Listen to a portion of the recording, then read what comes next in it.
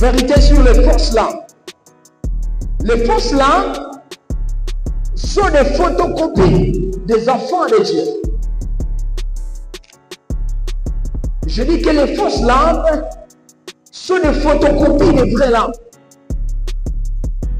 Il y a ce qu'on appelle original, enfant de Dieu, et il y a aussi ce qu'on appelle pirate, enfant de Dieu.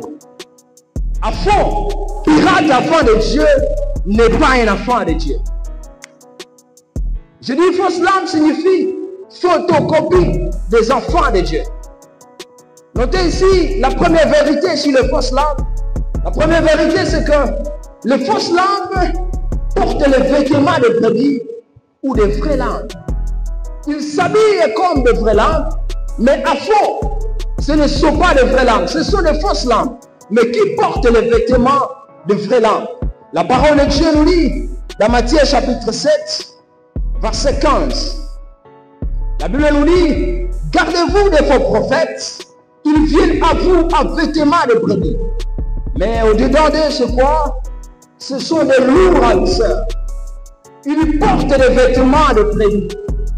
Mais au-dedans d'eux, ce sont des lourds ravisseurs. Trois significations liées à cette première vérité.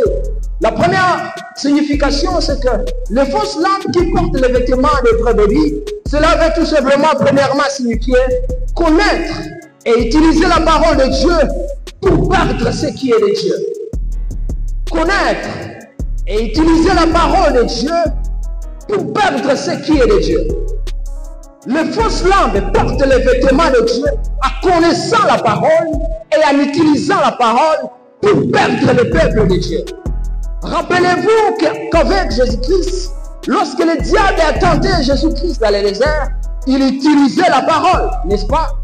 C'est-à-dire le diable connaît la parole.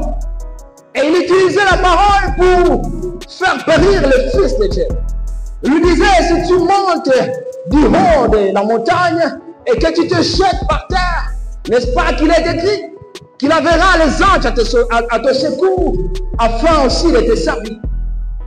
Les fausses langues ou les faux enfants de Dieu, ou sont les photocopies des enfants de Dieu, il est possible qu'ils puissent connaître la parole de Dieu et utiliser la parole de Dieu pour perdre tout ce qui est de Dieu.